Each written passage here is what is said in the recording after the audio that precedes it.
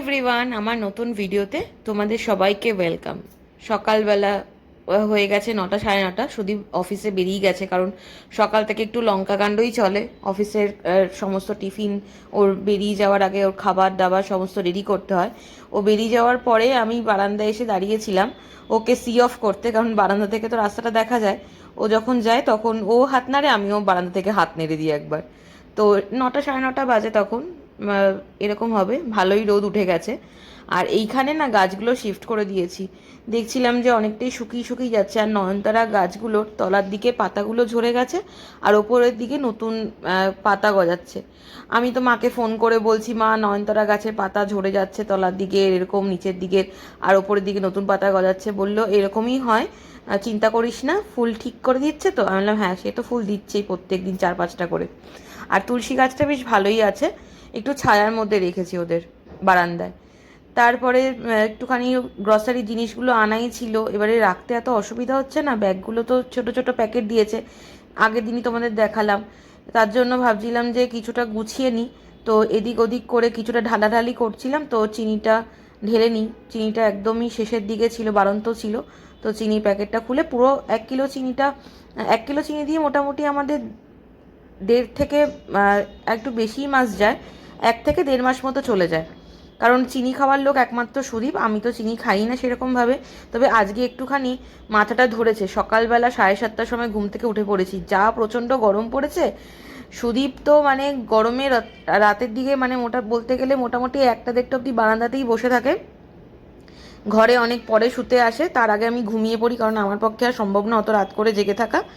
তো ভাবছিলাম যে একটুখানি কফি খাই, আর আমাকে কফি যে কোনো ফর্মেই দাও, কোল্ড কফি বলো, হট কফি বলো, ব্ল্যাক কফি, মিল্ক কফি, আমি সবেতেই কফি পছন্দ করি। তার জন্য অনেকটা করে কফি নিয়েও ফেলেছিলাম, তারপরে ভাবলাম না, সকাল সকাল এতটা কফি খাওয়া ভালো না। আমি আসলে কফিটা খাই যেদিনকে সুদীপ চা খায় না। সুদীপ আজকে সকালবেলা চা খায়নি, তার জন্য আমাকে চা বানাতেও হয়নি। আর আমি কফিটা ভাবলাম তাহলে পরে ও বেরিয়ে যাক, তারপরে নয় কফিটা করে আস্তে ধীরে বসে খাবো। তো কফিটা করে নিচ্ছি, তারপরে ভাবতে বসেছি যে কি কি কাজ আছে। আমি আগের দিন অবশ্য লিস্ট করে রাখি যে পরের দিনে কি কাজ থাকে, নাহলে না আমার খুব গুলিয়ে যায় এখন। কারণ কি না, ক্লাউড কিচেনেরও কাজের জন্য সমস্ত এগিয়ে রাখতে হয় আমাকে। আর ওই করতে গিয়ে ধরো নয় ক্লাউড কিচেনের কাজ গন্ডগোল হয়ে যায়, না আমার ঘরের কাজ গন্ডগোল হয়ে যায়। ওর জন্য ভাবতে থাকি যে কালকে কি কি লিখেছিলাম, আবার রিচেক করে নিই যে সেগুলো হচ্ছে কি না। তা ভেবে নিয়েছি সকাল থেকে মোটামুটি কী কী কাজ করব না করব। আর এইটা হচ্ছে একদম আমার নিজস্ব 8 ঘন্টা মতো টাইম, 20 মিনিট থেকে 8 ঘন্টা, যেটা আমি একদম নিজের মতো করে কাটাই কফি খেতে খেতে, ফোনটা স্ক্রল করতে করতে। তারপরে ওকে আজকে ভার্মিসেলি উপমা করে দিয়েছিলাম, সিমুই দিয়ে উপমাটা করে দিয়েছিলাম। প্লিজ এটা তোমরা যারা এখনও ট্রাই করোনি, তোমরা ট্রাই করো, দারুণ খেতে হয়, ভীষণ হালকা হয় খাবারটা। তো ওকে দিয়েছিলাম টিফিনে, তো ও বললো যে ভালোই লেগেছে। তারপরে মোটামুটি লাঞ্চ টাঞ্চ করে ঠাকুর দেওয়ার পরে লাঞ্চ করে নিয়েছিলাম। বিকেলবেলা থেকে আবার ভিডিওটা স্টার্ট করেছি, কারণ দুপুরবেলা প্রচণ্ড গরম ছিল।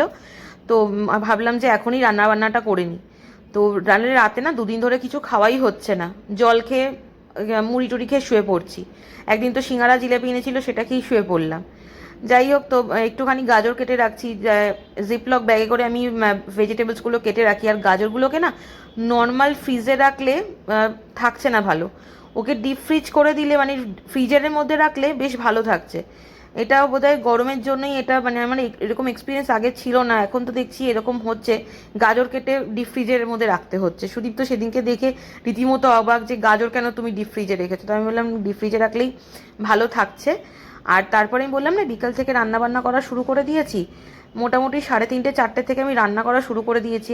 2 দিন ধরে কিছু খাওয়া হচ্ছে না দেখে একটু মাছের ঝোল বানিয়ে নিলাম, একটু আলু ছাড়াই বানিয়েছি। সবসময় না আলু দিয়ে রান্না মানে খেতেও ভালো লাগে না।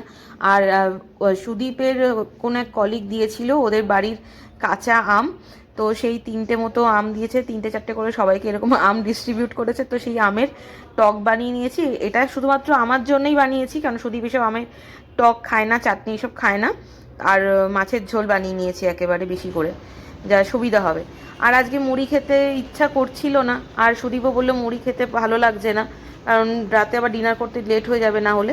তার জন্য এরকমভাবে শসা, টমেটো, বিট, কাঁচা লঙ্কা, পেঁয়াজ আর আলু কেটে নিয়েছি। আলুটার পরিমাণটা কম দিয়েছি, ও নাহলে আলুই শুধু খেতে থাকে। আর ছোলা স্প্রাউটস ছিল, সেগুলো দিয়ে এরকমভাবে পুরো মেখে দেবো। শুধু কিচ্ছু দিনই, লেবু, বিট লবণ আর আমার একটা ভাজা মশলা থাকে, সেই ভাজা মশলা দিয়ে এত ভালো লাগে খেতে। আর জিনিসটা যদি তোমরা কেউ দুপুরবেলা ট্রাই করো বা রাতের বেলাও ট্রাই করতে পারো, ডিনার স্কিপ করে যদি এটা খাও, অনেকেই খেতে পারো, বেশ ভালো হয়। আমি তো মাঝে মধ্যেই মনে হয় যে দুপুরবেলা এইগুলোই খেয়ে নিই, আর আমি খাইও এইগুলো। আর একটু ওপরে অল্প ভুজিয়া ছড়িয়ে সার্ভ করেছিলাম। ভীষণ ভালো হয় খেতে, এত জিনিসটা মানে সোলফুল, ভীষণ পেট ভরার একটা জিনিস। বিভিন্ন রকমেরই তো হয়, তোমরা কাবুলি চানা দিয়েও করতে পারো, ছোলা দিয়েও হয়, আবার অনেক মুগ একটা হয় না তরকার ডাল, সেই দিয়েও করা যায়।